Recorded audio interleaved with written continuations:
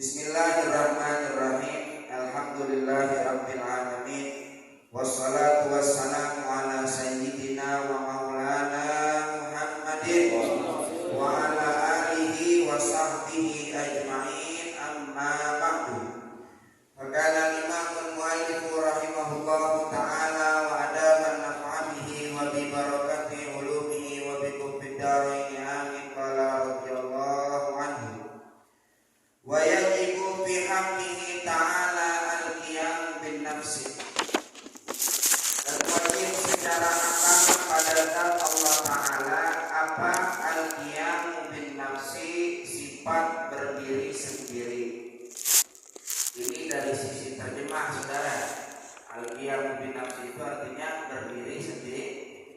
Di balik setiap lafaz itu punya dua. Setiap lafaz itu ada dua di dalamnya terkandung. Yang pertama ada sisi terjemah, yang kedua ada sisi makna. Satu lafaz itu punya terjemah dan punya makna. Qiyam bin nafsi itu secara terjemah artinya berdiri sendiri, namun secara makna bukan itu. Maknanya apa?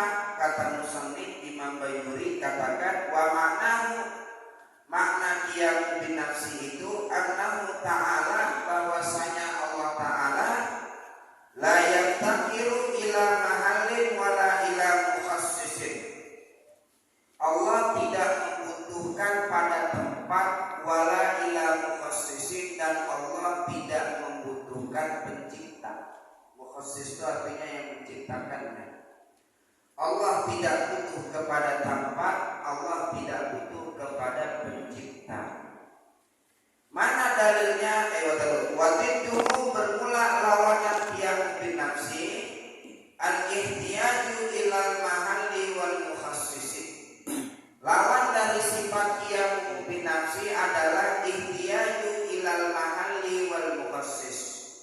Allah itu membutuhkan pada tempat dan pada pencipta. Ini lawan daripada sifat qiyam bin nafsi. Artinya mustahil secara akal bahwa Allah Ta'ala membutuhkan tempat, bahwa Allah Ta'ala membutuhkan penciptanya.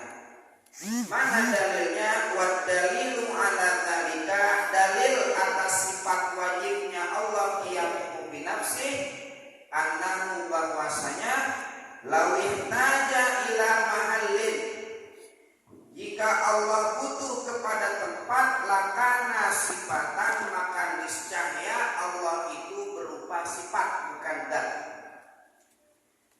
Wa kaunuhu sifatan muhalun, dan keberadaan Allah itu sebagai sifat muhalun adalah hal yang mustahil. Bagaimana maksudnya, saudara? Gini, perhatikan ya. Dalam bahasa Arab itu tempat bisa dua. Ada makan, ada mahal. Makan artinya tempat, mahal artinya sama, tempat juga. Bedanya apa? Bedanya begini, perhatikan. Makan itu maqama bihi zat, zat yang menempati suatu tempat, maka yang ditempati itu namanya makan. Mana contohnya? Contoh begini. Ini saya lagi duduk di atas kursi, bantal kursi ini. Saya duduk di atas kursi, maka kursi disebut tempat atau makan kalau dalam bahasa Arab. Kenapa? Karena ditempati oleh zat. Siapa zatnya? Yaitu zat saya. Berarti bisa pindah saya. Bisa pindah, Pak. Tuh. Ini saya udah tempatnya sekarang di mana? Nah, di atas karpet, ya, diri di atas karpet. Di sini kosong nggak? Kosong. Berarti yang namanya makan tempat kalau didirikan oleh zat, maka dia bisa pisah. Bisa pisah tuh. Contoh lagi, di gelas, saya taruh di mana, Pak? Atas meja. Maka meja namanya makan. Kenapa? Karena ditempati oleh zat gelas. Kalau zat yang menempati, maka bisa pindah. Sekarang saya taruh di atas karpet, pindah enggak? Pindah. Kalau mahal, tempat juga. Perbedaannya apa dengan makan tadi, kalau makan ditempati oleh sifat. Gimana contohnya? Contoh begini. Warna itu kan sifat dari suatu zat ya, benda ya. Warna itu sifat. Ini kitab Pak, ini kitab ya, ini kitab. Sifatnya apa? Sifat itu warnanya apa warnanya? Warnanya hijau ini tempatnya di mana? Buku. Ada di kitab. Tapi bisa dipisah nggak? Bisa. Kalau nggak bisa dipisah, maka buku ini namanya mahal. Mahal bagi hijau. Kalau ini makan bagi gelas. Paham nggak perbedaan? Sini jelas nggak? Kalau Allah butuh kepada mahal yang mana tadi contohnya? Yang kitab, yang hijau. Ini Allah butuh kepada mahal, maka niscaya Allah Ta'ala itu berupa sifat. Tadi yang tempatin buku apa? Hijau sifat bukan? Sifat, berarti sifat bukan zat. Kalau Allah butuh kepada mahal, maka Allah bukan zat, tapi Allah berupa sifat. Sedangkan Allah itu sifat, yaitu perkara yang mustahil secara akal kita. Gak masuk di akal kita Allah itu berupa sifat. Kenapa? Masa sifat disifatin oleh sifat wujud, idam, bako, lagi. Jeruk minum jeruk namanya begitu ya. Namanya apa? Jeruk minum jeruk. Nah, mustahil secara akal Allah membutuhkan mahal. Kalau tempat berarti mustahil dong. Seperti Allah Ta'ala duduk di atas arsy. Allah Ta'ala berada di atas langit. Berarti gak mustahil secara akal. Kalau mahal aja secara akal mustahil bagi kita, maka bagaimana lagi kalau itu adalah makan, yaitu tempat. Mustahilnya bagaimana Pak? Kalau kita duduk di atas kursi, biar gak jatuh, kursinya itu lebih kuat dari kita. Kalau kursinya udah reot, udah goyang, kita dudukin, jatuh gak kita? Kenapa kita bisa duduk di atas kursi gak jatuh? Karena kursi lebih kuat dari kita. Pertanyaan saya simpel, kalau Allah duduk di atas arsy, berarti arsy lebih kuat daripada. Secara akal kita nyambung gak? Berarti ada makhluk yang lebih kuat daripada Allah. Oh, ini mustahil. Ya, mustahil secara akal. Tapi Ustaz, dalilnya ada di Quran. Mana? Ar-Rahmanu 'alal 'arsy istawa. Ar-Rahman Allah Ta'ala 'alal 'arsy, di atas arsy istawa. Nah, makanya tadi kan di awal saya katakan, setiap lafaz itu punya sisi terjemah, punya sisi makna. Istawa memang secara terjemah artinya bersemayam. Tapi kalau secara makna bersemayam di situ maksudnya menguasai.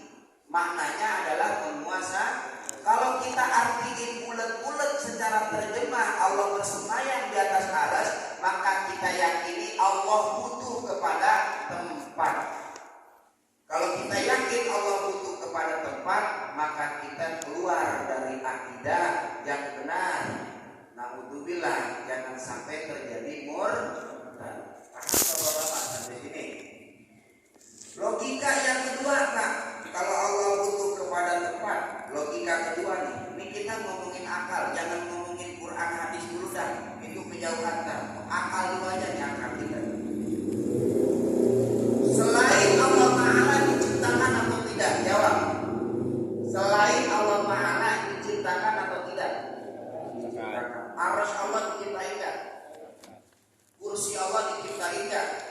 Lauhul Mahfuz diciptain enggak? Kolam diciptain enggak? Surga diciptain enggak? Neraka diciptain enggak? Semua selain Allah Ta'ala, ini semua barang diciptain. Sekarang Pak, saya tanya, kalau Allah butuh kepada tempat, sebelum Allah nyiptain sesuatu, Allah di mana? Tempatnya di mana? Kalau dikatakan Allah bertempat di arsy, sebelum Allah nyiptain arsy, Tuhan Allah di mana? Hah? Coba jawab pertanyaan saya. Kalau Allah punya tempat, sebelum Allah nyiptain itu tempatnya, Allah di mana? Sebelum Allah ciptain kursi, Allah di mana? Mana ya? Di mana ya? Udah jawab aja. Allah nggak butuh kepada jelas. Itu paham nggak sampai sini Pak?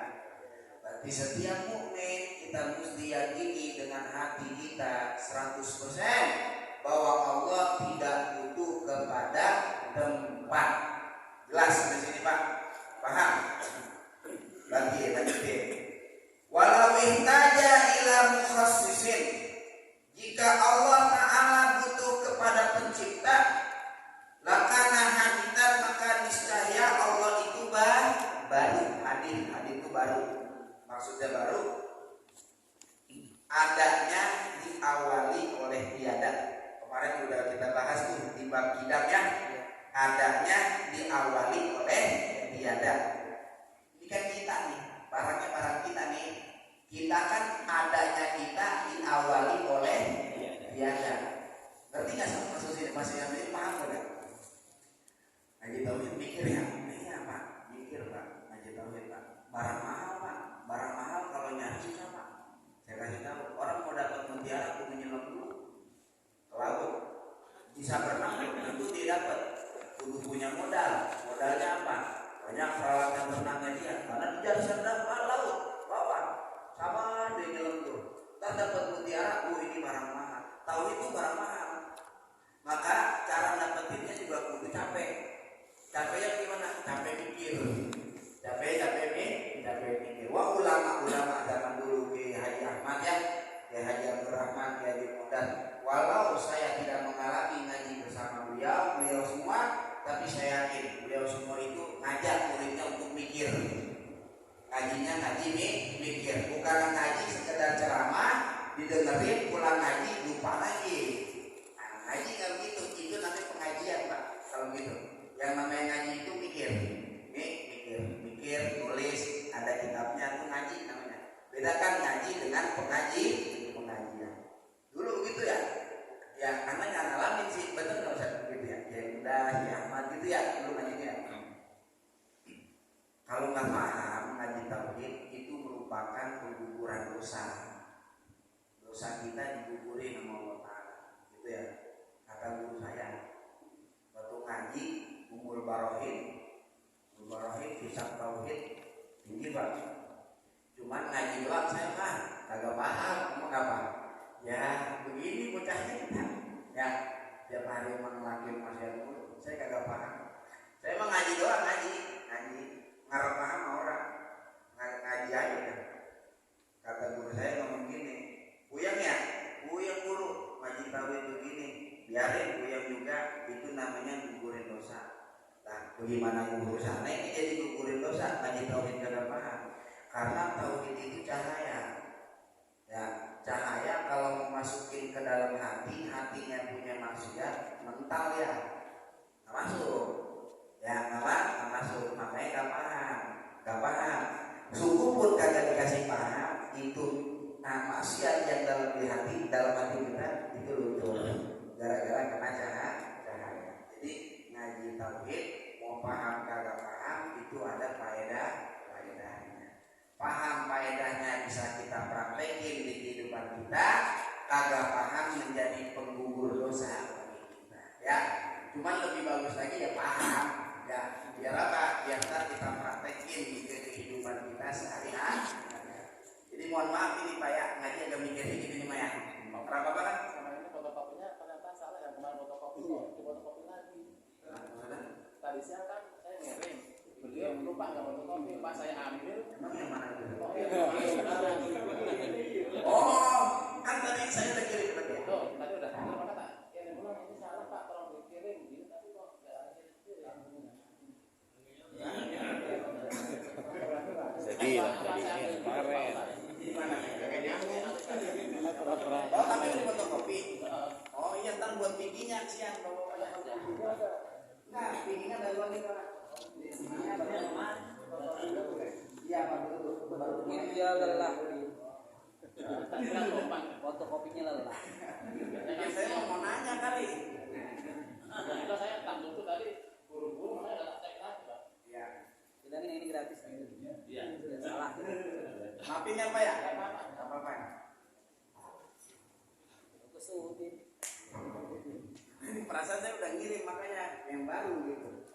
Makanya bapak-bapak pada ngomong semua sama yang mana itu? Pantesan yang lain pada ngomong semua.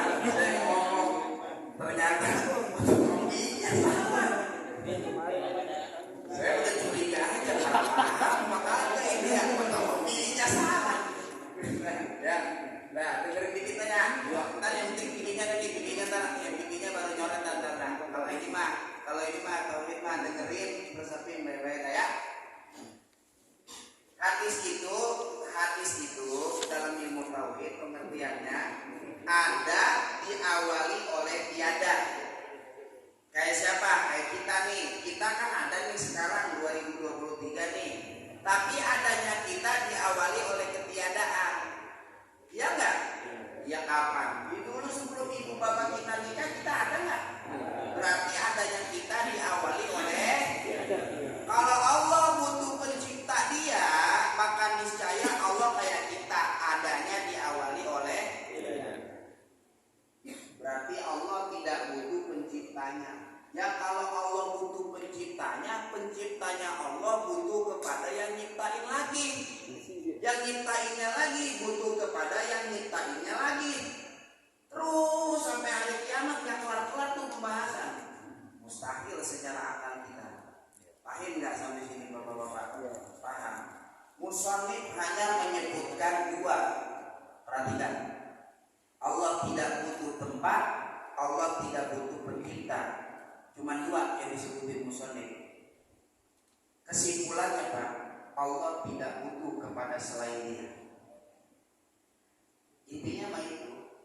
Yang pengen musannif bilangin mah, Allah nggak butuh surga, Allah nggak butuh neraka, Allah nggak butuh arsy, Allah nggak butuh lauhul mahfuz, Allah nggak butuh qalam, Allah nggak butuh kita, Allah nggak butuh ibadah kita, Allah nggak butuh sedekah kita, Allah nggak butuh sholat kita, Allah nggak butuh puasa kita, Allah nggak butuh zakat kita, Allah nggak butuh haji kita, Allah nggak butuh umrah kita.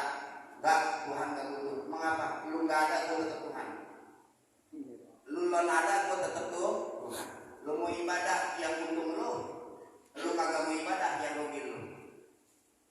Paham nggak nih sampai sini Pak? Tapi jangan terjadi begini nih artinya. Ya kalau Allah Taala nggak butuh sama ibadah gua apa ya berarti ntar gua korban kambing yang kurus aja dah. Kan Tuhan kagak butuh katanya. Ya jangan. Ntar kayak Qabil sama Habil jadinya tuh ya. Habil itu korbanin onta yang bagus, Qabil itu ngorbanin gandum sayur-sayuran. Kata Qabil, Tuhan kan nggak butuh pemberian anak. Ya aneh kasih yang jelek aja lah. Yang bagus-bagus buat anak. Yang diterima siapa kira? Qabil. Si Qabil diterima nggak? Kagak. Kalau buat ibadah mah kita yang cakep. Sungguh pun Allah nggak butuh ibadah kita, tetap kita biar ada adabnya kalau ibadah. Pak, ada kambing, ada. Yang paling murah berapa? Hari pertama paling murah. 2 juta nih ada, kurus tapi 2 juta boleh kurang apa kagak? Udah 2 juta masih minta kurang juga. Keterlaluan. Paham Pak? Memang Allah nggak butuh korban kambing kita, enggak. Allah nggak butuh. Nah, cuman kita yang butuh sama Allah. Butuhnya biar punya adab dong. Sembahyang jangan pakai kaos partai, gitu. Ya Tuhan nggak butuh sholat kita memang, cuman kalau sembahyang yang benar ada, ya pakai sarung. Kalau sarung nggak ada, pakai celana, gitu ya. Pakai baju yang rapi, pakai koko paling bagus warna putih. Koko kagak ada yang warna yang pakai baju yang tangan panjang, kemeja, gitu ya. Bukan partai dipakai sama dia. Mana sembahyang di masjid paling depan. Sok kedua jadi kagak khusyuk, mengapa gak khusyuk ngeliatin baju kaos yang di depan? Partai yang lama tahun 2009 diinget-inget sama dia dulu sampai nyapres sih. Akhirnya bangun belakang inget-ingetin sampai nyapres. Ya biar ada adabnya lah, ya biar ada apa namanya? Ada adabnya. Pakai baju belakangnya nama-nama alumni SD-nya dia. Kan maunya tuh ya. Ada namanya Bambang umpama nih, bapak-bapak ada dong. Dicari aja namanya dia. Gimana nih namanya nih? Jadi orang nggak khusyuk jadinya. Ya, satu bikin orang nggak khusyuk, yang kedua nggak ada ngomong-ngomong. Mau nggak butuh Pak Anda?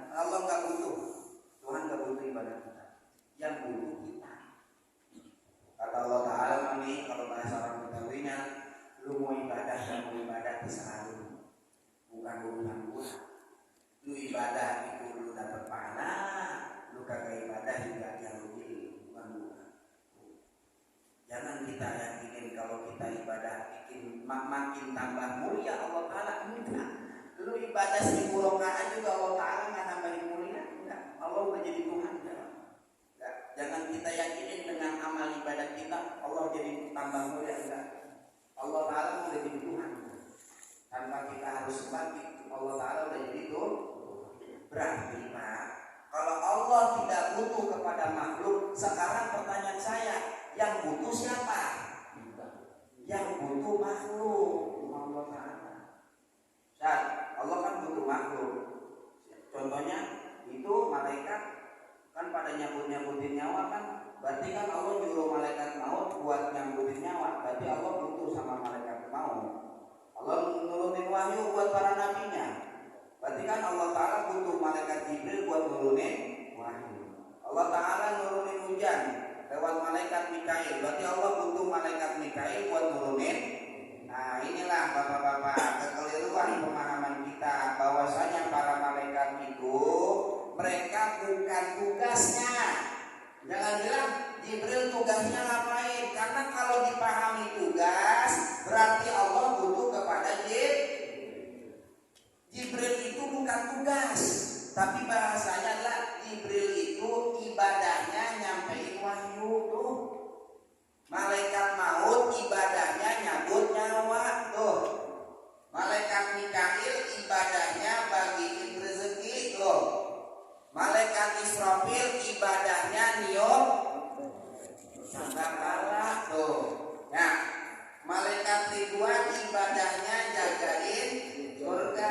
Malaikat Malik ibadahnya jagain neraka. Malaikat Rakib ibadahnya nyatet amal baik, nyatet amal buruk, dan mengawasi. Malaikat Jamal nggak ada ya?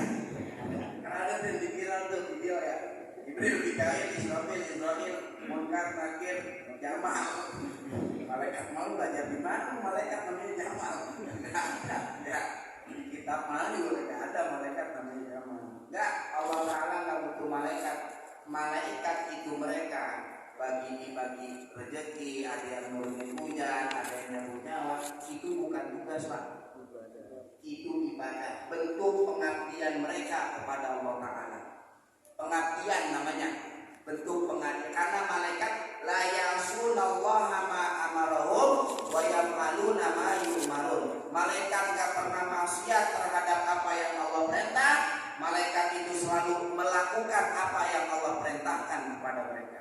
Makanya kalau ada malaikat disuruh sujud ente, sujud sampai hari kiamat. Ada umpama nih Allah Ta'ala perintah duduk ente, duduk sampai hari kiamat. Itu ibadahnya malaikat. Makanya bahasanya bukan tugas. Kita lurusin lagi Pak. Kalau anak kita Jibril tugasnya nyampein wahyu, bukan tugasnya ibadah. Biar nanti pola pikir anak tuh nggak mikirin kalau Allah itu butuh kepada Jibril buat nyampein wahyu kepada para nabi. Paham nggak tuh gitu Bapak? Jadi kita ya yang butuh Allah Ta'ala ya. Allah Ta'ala nggak butuh kita yang butuh Allah Ta'ala. Butuhnya kita kepada Allah, kata Imam Ibn Athaillah itu dzatiyatun. Ini nih, ini apa namanya Pak? Ini namanya buah daripada keyakinan kita Allah nggak butuh makhluk. Buahnya ini, buahnya selalu merasa butuh kepada Allah. Makanya kita kalau lagi doa itu, Bapak, Ibu, ya, ibu ada kayak ibu kedua kalau dengerin. Kalau kita doa, kita jangan ngarep apa yang kita minta, jangan ngarep ijabahnya. Kalau doa tuh wujudkan diri kita sebagai bentuk kalau kita tuh emang butuh sama Allah Ta'ala. Jangan kita pikirin ijabah doanya, jangan. Kata Imam Ibn Athaillah, la tutolib rabbaka minta akhuri ijabatika. Jangan kau tuntut Tuhanmu sebab keterlambatan permintaanmu dikabulkan Allah Ta'ala. Jangan tuntut Allah Ta'ala. Bal tolib nafsaka bisu'i adabi. Tuntut dirimu karena kau telah suul adab di hadapan Allah Ta'ala. Suul adab bagaimana? Minta sama Tuhan. Cuman yang dipikirin sama dia tujuannya bukan Allahnya. Tujuannya siapa? Tujuannya makhluk yang lain. Allah cemburu. Kata Allah Ta'ala, semua mau makhluk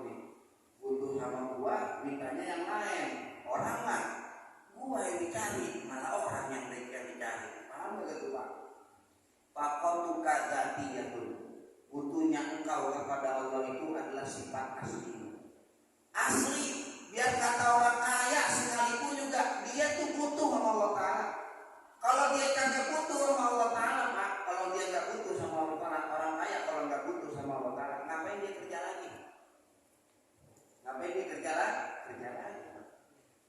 Tiap hari kan orang kaya kan udah banyak nih, udah banyak duitnya, udah banyak duit. Tiap hari masih kerja juga. Ya, berarti namanya butuh apa kagak butuh? Butuh. Ya kalau udah kagak butuh mah ngapain lu kerja? Kan orang kaya. Ngerti nggak maksud saya? Orang kaya, rumahnya 2 tingkat. Kalau saya pernah tuh Pak, dulu ke Kalimantan, itu ada salah satu murid daripada Mumpurlah Buya Kiai Rahman Nabi. Ini yang maksud saya mau ngasih ibrohnya. Dia ini pengusaha batu bara. Saat saya ke sana itu rumah di Banjarmasin. Luar biasa, rumahnya itu lantainya 2 lantai doang, cuma naik ke atas 4 lift. Bayangin, naik ke atas lantai 4 lift. Satpamnya ini punya motor Ninja. Satpamnya motornya apa? Ninja. Mobil paling murah ya Pajak bilang. Tapi dia bilang begini, saya nggak merasa kaya, Kiai. Saya nggak merasa kaya. Kenapa? Saya selalu merasa butuh sama Allah. Kalau saya sudah merasa kaya, tiap hari saya bosan kerja. Ternyata kenyataannya tiap hari saya masih butuh kepada Tuhan. Ini menunjukkan saya itu miskin, bukan jadi orang kaya. Kalau orang udah kaya Pak, merasa dirinya nggak butuh lagi, besok-besok udah kerja. Mengapa? Udah kaya. Gue nggak butuh dan butuh dulu. Contohnya orang kaya mana sekarang yang tiap hari kerja? Pasti kerja. Berarti kan ini menandakan dia masih butuh kepada duit. Berarti orang yang masih butuh sesungguhnya dia pakai. Berarti nggak ada orang kaya Pak. Ya, secara hakikat di hadapan Allah kaya itu nggak ada. Yang kaya cuma satu, siapa? Allah.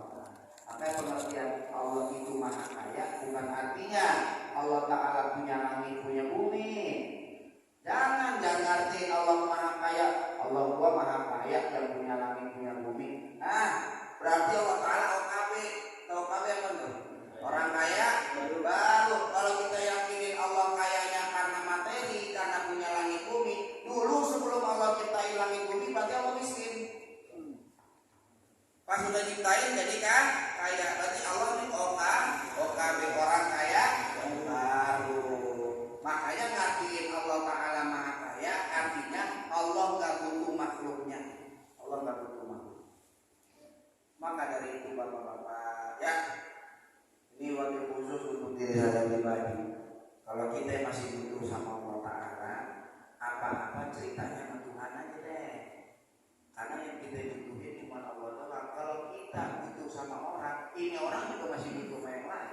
Masa aneh butuh kepada orang yang masih membutuhkan orang lain. Udah, Pak Putri ya? Ya, oke, bagi dah. Bagi dulu biar kagak melengkar kalau saya lanjutin. Bagi dulu dah. Biasanya gitu, kalau lagi ngaji keluarin makanan udah mulai aja udah. Nah, yang depan ngomong-ngomong, ya, yang diajari daripada nengok makanan. Bagi dulu dah. Jadi kan.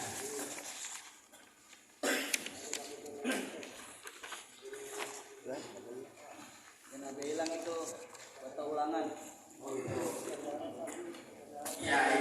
Kasih harapan. Ntar ya harapan ntar saya kasih harapan ntar. Yang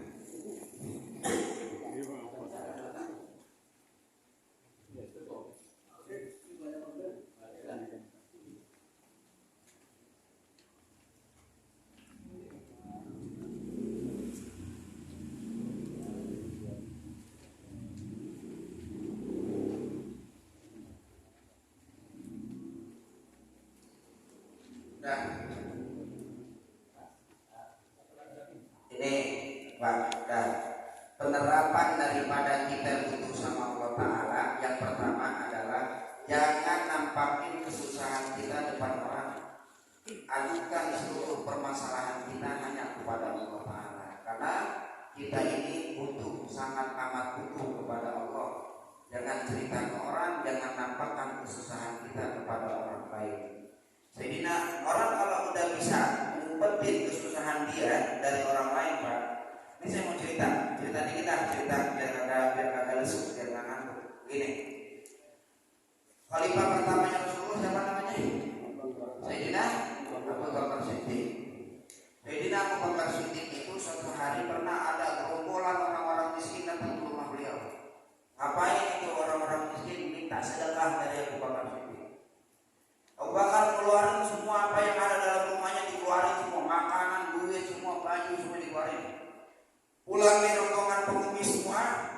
Pas Abu Bakar masuk, tiba-tiba ada satu lagi pengemis ketinggalan rombongan yang tadi. Ya, udah pada duluan. Pak, saya belum pak. Ente kemana tadi ya? Ini terlambat pak, maaf pak. Saya minta baju ya pak, ini baju saya udah pada rombeng pak, udah pada bolong-bolong, saya udah nggak pantas pakai di baju mau sembahyang juga nggak bisa. Ya sebentar, Abu Bakar masuk ke rumah, dicari di lemari. Nol pak, pakaian Abu Bakar habis. Tadi dibawa sama rombongan pengemis yang tadi pada di luar. Ta'adzar Abu Bakar, apa ta'adzar, minta maaf. Maafin ya, nggak ada, udah habis semuanya, udah harta anak nggak ada yang disisain apapun. Kata ini pengemis ngomong gini, ente biarkan anak pulang dari rumah ente dalam keadaan tangan kosong. Ente kan Abu Bakar Siddiq, apa yang ente akan lakukan nanti ketika di hadapan Allah Ta'ala? Ini pengemis kok kacau juga nih bahasanya. Kalau model pengemis begini depan kita mak, kita injak bawa pak. Ya udah minta paksa lagi loh. Tapi Abu Bakar nggak gitu pak. Abu Bakar tidak sebenarnya kalau gitu. Dia masuk, diambil karung bekas beras, karung kosong beras, bekas beras, dibuka bajunya Abu Bakar, dia pakai karung bolunya. Abu Bakar jadi pakai baju ditutupin dengan karung beras, dikasih bajunya Abu Bakar. Dah pulang. Abu Bakar masuk. Tadinya Abu Bakar habis dari situ mau ngaji sama Nabi, karena jadwal ngaji majelis sama Nabi. Sahabat kepada kumpul, belum mulai, Abu Bakar belum ada. Lagi tanya, Abu Bakar mana nih, belum datang nih? Di rumah tadi ya Rasulullah, anda lihat sih lagi banyak tamu. Panggil, belum ngaji. Panggil, guru tuh ya. Kalau guru saya dipanggil, guru saya udah muridnya lama kagak ngaji, ditanya, mana yang ngaji? Dari bilang ngaji dong kata. Jangan dalam hati kita, mau aku sih gua ngaji, masa amat, nanya-nanya dulu. Kalau udah kagak ditanya, udah gak ada sayang berarti dari guru. Mana ente kemarin gak ada ngaji dong. Ya, mesti harus ditanya kalau gitu ya. Udah dipanggil Abu Bakar. Abu Bakar pakai apa tadi? Abu apa pak? Dia nggak ceritain susahnya dia tuh. Dia nggak sengaja nampakin kesusahannya, tiba-tiba ujung-ujung datang ke majelis Nabi tanpa Nabi suruh. Kalau Nabi nggak suruh mah dia nggak datang pak. Kenapa? Nggak mau nampakin kesusahannya dia pakai karung beras. Kalau kita mah kan emang begitu watak kita. Lagi nggak punya duit, pengennya dikasihanin sama teman. Ya, rokok, ngomong, masalahkan, gitu. Ya, kan ngarep dikasihanin kalau gitu ya. Orang mah kalau namanya nongkrong kan udah siapin rokok, gitu. Nah ini bawa sebatang doang. Kan namanya minta apa? Dikasihanin. Kalau nggak dipanggil mah nggak bakal datang gitu. Datang depan masjid Nabi, itu pak, jalan dari pintu Nabi, pintu sampai ke Rasulullah, jalannya neraka. Tahu neraka nggak? Neraka, adab sama Nabi. Khawatir ada badannya, auratnya kelihatan sama Rasulullah. Dia malu. Kalau sekarang kagak dah, nggak ada malunya. Depan kiai pakai celana pendek biasa aja. Depan ustaz, depan habib, mana babib, nggak ada malu. Panjang dada, gitu ya. Kadang gurunya lewat biasa, gitu. Dia Abu Bakar malu. Auratnya dilihat. Laki nih pak, lanang sama lanang. Gimana lanang sama wadon? Tanya, apa itu ente? Baju kemana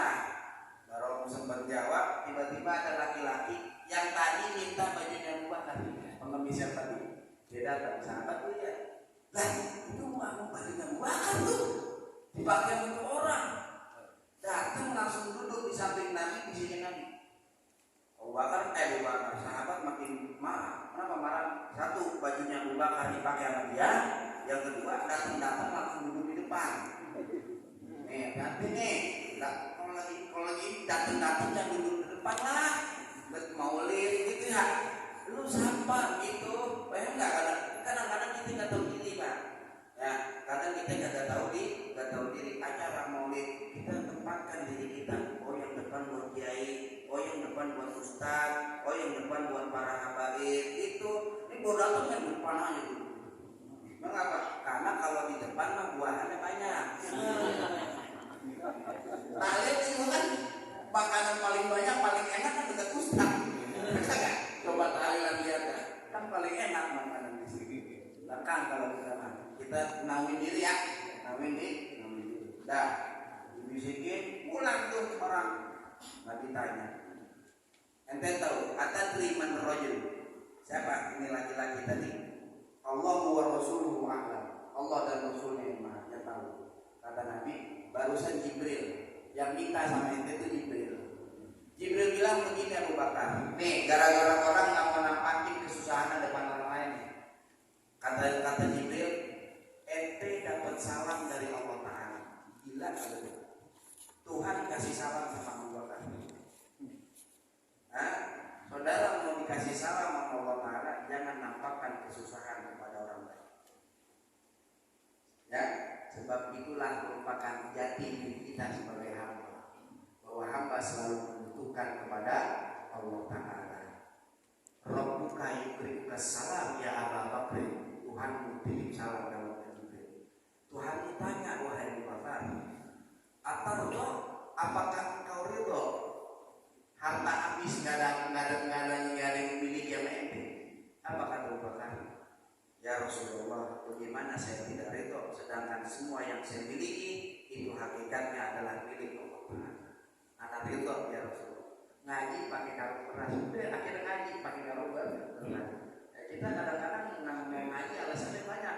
Ya, ini Abu Bakar nggak ngaji tetap pakai karung keras. Kita yang banyak buat alasannya. Kadang-kadangnya. Kagak usah. Ya, memang itu Abu Bakar. Paham Bapak ya? Kita nggak boleh nampakin kesusahan di depan orang lain. Jangan sampai ya, Bapak ya. Curhat sama Allah Ta'ala saja, jangan kepada orang lain.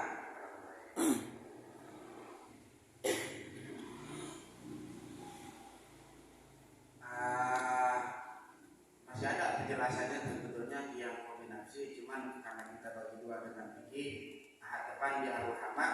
Mohon ini kertas yang tadi sudah saya dibagikan, mohon dibawa lagi ya.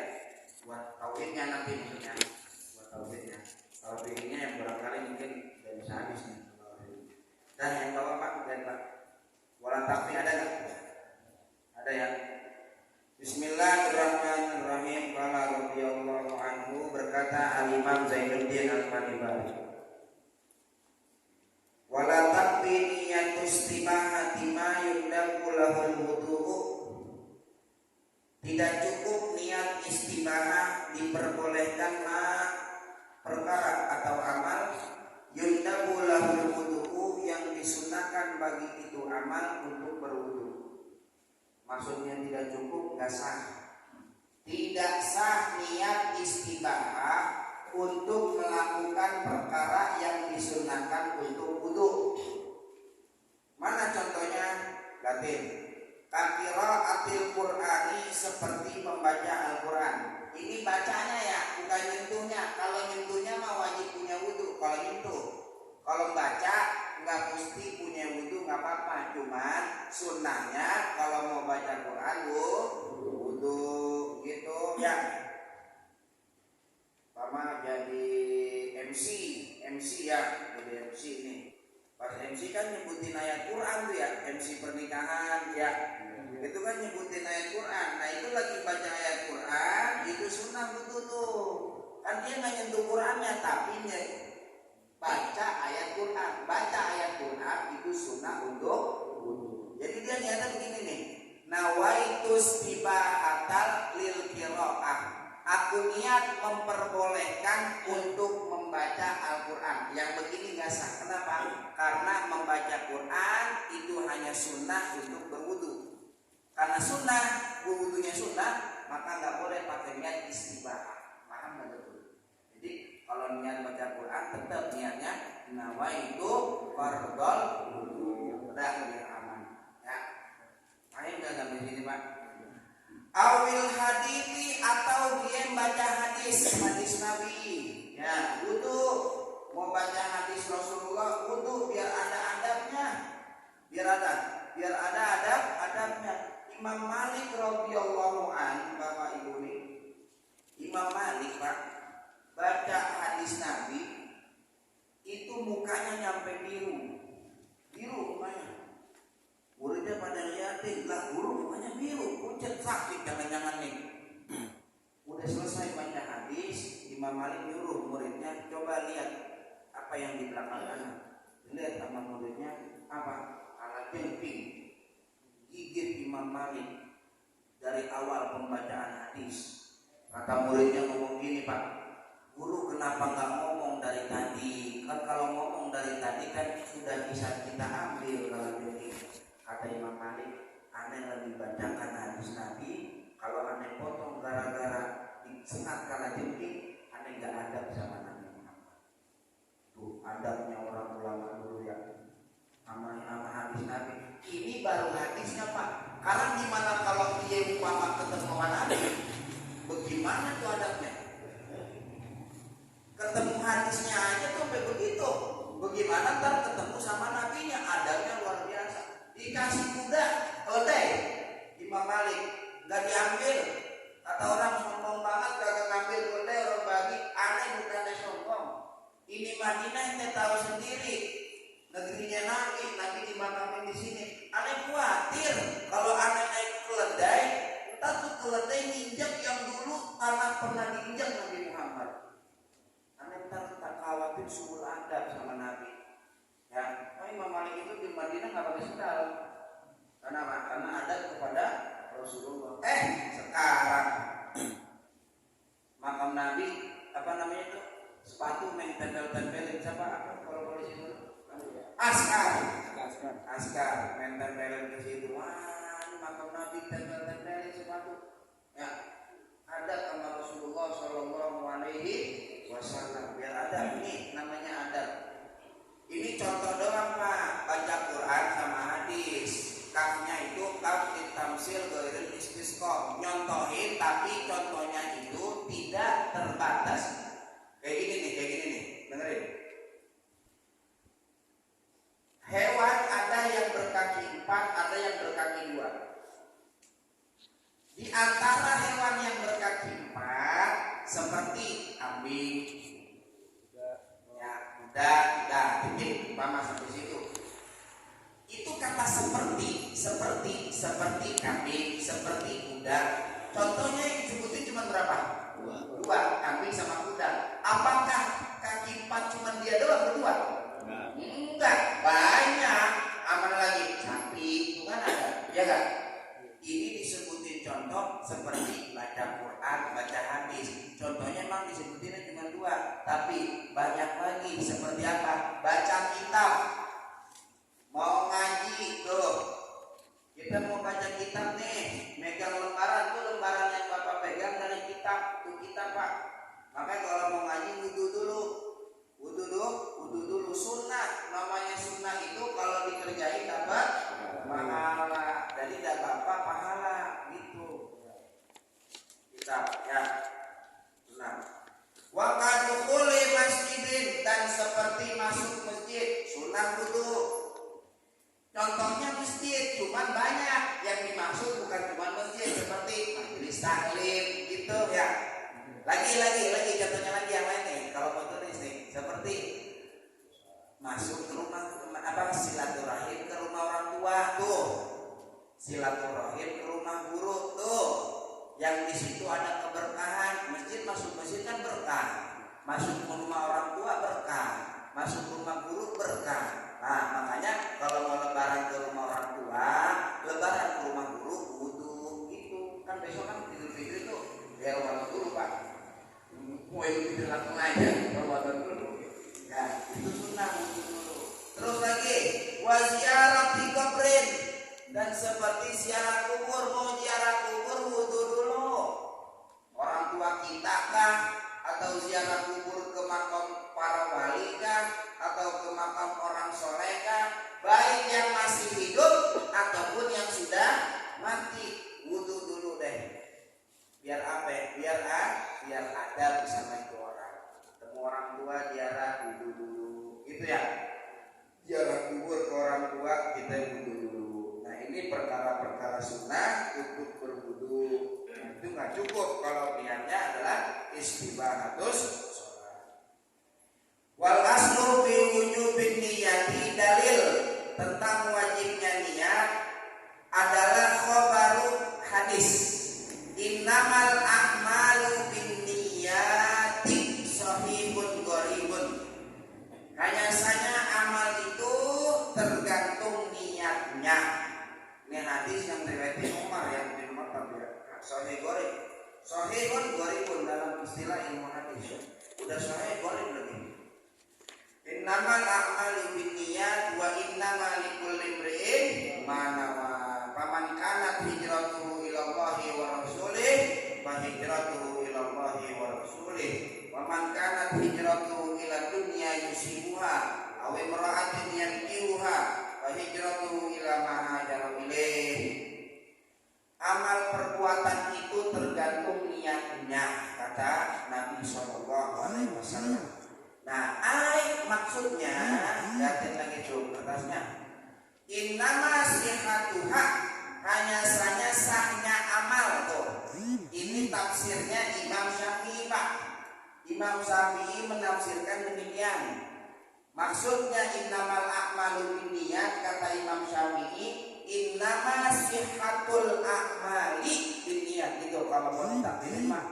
Innama sihatul a'mali binniyat. Sahnya amal itu tergantung nih. La amaluha, bukan kesempurnaannya amal. Kalau Imam Abu Hanifah menafsirkan innamal a'malu binniyat, innama kamalul a'mali binniyat. Sempurnanya amal dengan niat. Makanya dalam mazhab Imam Abu Hanifah mah enggak nemuin niat wudu kayak di mazhab Syafi'i Pak. Jangan nanya nawaitul wudu li rabbil hadatil asghar di mazhab Imam Abu Hanifah mah. Mengapa? Dia mah kalau ibadahnya enggak niat. Nah niat ya Pak. Dia mah begini dong nih. Dari rumah berangkat ke mushola. Nyampe mushola dia wudu. Udah wudu masuk ke mushola, dia sembahyang langsung ini. Allahu Akbar. Sah kalau dia mah. Mengapa? Itu dari berangkat dari rumah ke mushola itu menunjukkan dia niat mau sholat. Makanya saat takbiratul ihram itu mah dia kagak baca niat. Allahu Akbar. Itu menurut siapa? Tapi Imam Abu Hanifah. Jangan kita salahin. Nah, kita ini belum sekali berimam Abu Hanifah. Besok-besok kalau dalam itu kita salahin aja. Salah nih ibadah begini. Enggak, ini mazhabnya Imam Abu Hanifah. Enggak, pokoknya salah juga. Yang benar mah mazhab Syafi'i. Pak, mazhab itu ada empat. Mazhab Abu Hanifah, Imam Malik, Imam Syafi'i, Imam Ahmad bin Hanbal. Ya, kita mazhab Syafi'i, jangan mengatakan tiga mazhab yang lain ini salah. Ini bukan koridor kita, bukan ranah kita. Ya, kita baca kitab aja masih belentang-belentong. Ini Imam Ahmad bin Hanbal, ahli hadis. Imam Abu Hanifah, ahli fikih. Imam Malik bin Anas, ahli hadis. Udah berani kita salah-salahin ya. Jangan. Dalam satu kitab, oh kalau masalah ini, anak betul ini. Tapi saya lupa, saya pernah baca, tapi saya agak lupa saya buat itu. Lupa saya tarik itu. Di sini nih kalau masalah saya pernah baca. Orang yang berani mengkritik imam empat mazhab, awas, saya kasih tahu nih. Orang yang berani mengkritik imam empat mazhab, maka dikhawatirkan meninggalnya suul khotimah. Jangan berani-berani mengkritik imam empat mazhab. Kalau orang pakai mazhab Maliki, jangan dikritik. Oh salah nih, ini mazhab Maliki. Jangan. Paham ya? Biarin, itu mazhab dia, mazhab kita, mazhab kita. Ada yang sampai kata bulut, yang aneh mazhab Maliki, dibiarin kan? Ya, cuman sungguh pun begitu, biar paham juga dong masyarakat kita kan masyarakat ini ya kalau entar umpama jadi imam ya kunutan gitu ya, paham ya? Itu kadang-kadang kan kagak ngerti ya kagak ngerti, maju aja pas lagi subuh sami Allahu liman hamidah Allahu akbar, lah ngomong diam ngomong, nah imam kagak kunut ini lantas begini subhanallah kok kayak masuk kalau ini nggak bakal bangun dulu, memang apa orang dalam keyakinan dia nggak bangun gitu ya. Saya pernah tuh Pak sholat di Rawamangun itu di dalam masjid PKS itu kan ada apa sih namanya saya lupa. Adik kelas. Saya masuk situ, saya mau main maghrib, jadi makmum. Kebetulan untungnya saya di shot terakhir, Allahu Akbar. Alhamdulillahirabbil alamin. Waduh, orang baca bismillah nih, kata saya. Langsung aja saya pura-pura batalin sholat, batalin gimana? Pura-pura megang hidung. Kenapa? Biar orang yang nanya itu saya dipisah. Saya ke kamar mandi, Pak. Ngapain ke kamar mandi? Rokok. Saya kira udah kira-kira tahiyat akhir saya keluar, Pak, udah sembahyang. Itu artinya apa? Kita juga bisa nempatin ya. Biar kata kita Imam Syafi'i ini kalau umpama di masjid seperti itu ya kita ngalah dulu dah ya, sholat diri. Paham ya? Entar ada salah jamaah tidak boleh berbeda antara imam dan makmum mazhabnya. Itu nanti ada. Cuman di juz 2 entar. Ya, kalau ya anak juz 2 kayaknya mah 10 tahun lagi kali baru jauh kalau nyampe. Orang ngaji seminggu sekali sih. Ya 10 tahun lagi kita baru nyampe. Paham ya? Tapi mudah-mudahan panjang umur ya. Amin. Biar pada bisa ngaji semuanya. Amin ya Rabbal. Ya. Wa yajibu qarnuha, wajib membarengi niat inda awali ghusli juz'in min wajhin, ketika awal membasuh bagian dari wajah. Saat pertama kali basuhan itu sampai ke wajah, di situ kita barengin niat. Mau diawali dari atas kek, mau dari bawah kek, mau dari samping kanan kek, mau dari samping kiri kek. Kalau udah awal pertama air kena bagian wajah kita, di situ niat tuh, di situ niat, tempatnya niat di situ tuh. Ya, tapi di hati jangan diucap. Jadi gini nih Pak, maaf ya, saya buka page ini.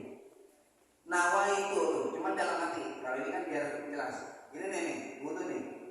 Nawa itu tuh, saya ulangin. Aku niat fardu wudu karena Allah Ta'ala. Jangan begini nih. Aku niat fardu wudu. Nah, itu harus ulang lagi basuhan sebelumnya. Kenapa? Karena belum sah, belum diniatin dari awal. Ada yang begini. Nawaitu fardu wudu billahi ta'ala. Pas basuh muka yang rasa, emang apa? Orang kagak bareng sama mana? Sama muka. Jadi Imam Syafi'i wajib membarengi niat ketika awal basuhan muka. Jelas bapak-bapak begini. Di situ nih niat di situ, ya biasa. Terus bikin lagi ya. Walau koronaha bi atna'ihi, apabila seorang itu membarengi niat bi atna'ihi di tengah-tengah wajah, tengah-tengah membasuh wajah, maksudnya mah apa? Maka cukup itu artinya sah. Tapi Pak, sungguh pun sah. Wa wajaba i'adatu ghusli ma sabaqaha, dan wajib mengulang membasuh anggota sebelum niat. Contoh begini, ini agak susah nih contohnya nih, perhatiin ya. Ini nih, dia ngambil dari wudhu, pas udah basuh, belum langsung niat, basuh dari atasnya, atas ke bawah, terus pas di bawah tengah-tengahnya niat. Nawaitu fardu wudu billahi ta'ala. Apa kata musannif? Boleh, tapi wa wajaba i'adatu ghusli ma sabaqaha. Dia wajib ulang barang yang sebelumnya. Mana yang sebelumnya? Ini yang di atas ini. Berarti di sini perlu diulang. Paham tak? Nah, karena tak paham, ulang lagi dah, sekali lagi dah. Ini wudu nih. Dari atas ini ya buka, dari atas. Pas tengah-tengah baru niat dalam hati. Nawaitu boleh cukup, tapi wa wajaba i'adatu muslima sabakoha, tapi wajib ngulang anggota sebelum dia niat. Mana anggota sebelum dia niat? Ini tidak di atas nih, berarti yang ini belum sah, berarti kudu diulang lagi. Maksudnya diulang, basahin lagi pakai air. Kalau ini menjadi paham ya? Ngertinya nih? Paham? Iya gimana Pak? Jadi nanti kali tadi. Ya orang apa? Bakal itu kan? Iya, kenapa? Karena ada bahan yang belum basuh. Kalau Bapak jadi tetap hitungan nama 3. Secara zahir 4, tapi yang dihitung dalam agama itu tetap 3. Paham kan? Ada yang lagi Pak nanya aja susah Pak? Ya. Ada niat bilang sajaku hadas kecil ya Allah. Sajaku menghilangkan hadas kecil karena Allah Ta'ala. Jadi boleh. Oh Bapak tetap gitu. Para Bapak, jadi sajaku menghilangkan hadas kecil karena Allah Ta'ala. Jadi dah begitu niatnya. Sajaku aku niat wudu jadi. Sajaku aku niat fardu wudu jadi. Sajaku aku niat bersuci untuk sholat jadi. Caranya yang bagaimana jadi. Yang penting niatnya di hati dan ketika bareng dengan awal basuhanmu, itu yang paling penting Pak. Cara niat mah banyak, ulama udah kasih tahu ya. Yang penting tadi ulama semua sepakat bahwa niat harus bareng dengan awal basuh muka dan harus dibarengi harus diletakkan di dalam hati. Ada lagi Pak sebelum saya tutup tanya. Ayo. Segala sesuatu dimulai dengan niat. Anggaplah kita mau sholat jamaah. Kita nggak tahu imam udah rakaat berapa. Ya. Kan masuk gitu nih. Ya.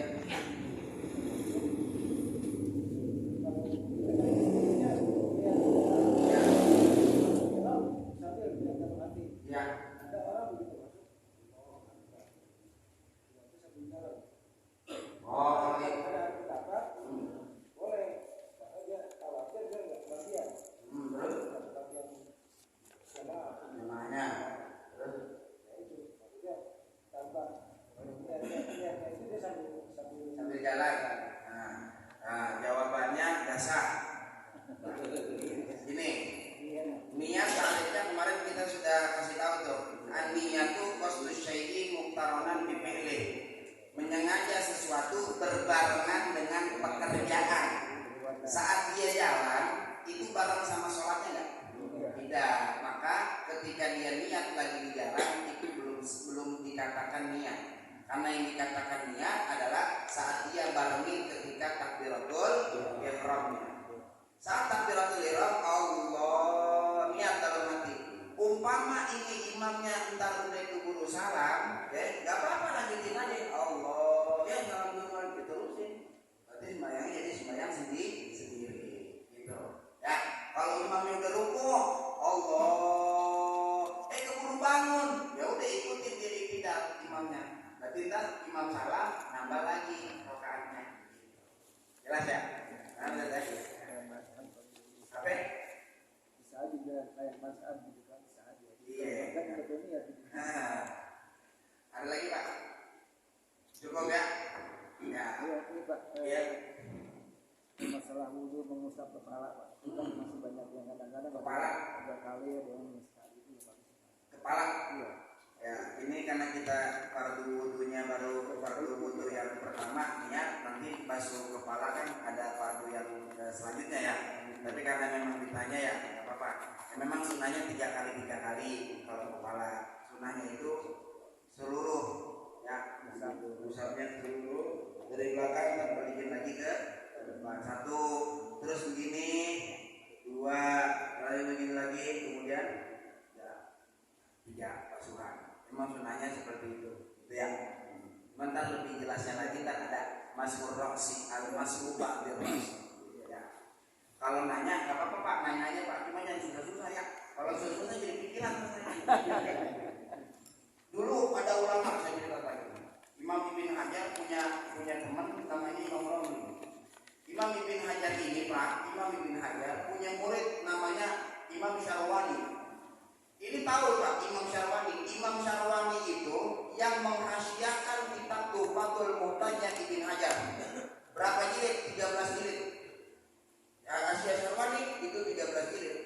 Tuhfatul Mu'tad itu 4 jilid. Bacanya setengah mampus. Disarahin lagi sama muridnya Syarwani jadi 13 jilid itu kita. Namanya Hasyiah Syarwani ala Tuhfah. 13 jilid itu Pak. Kita Imam Syarwani. Izin sama muridnya, "Guru, saya mau pergi ke Mesir. Mau ngapain? Mau ngaji. Sama siapa?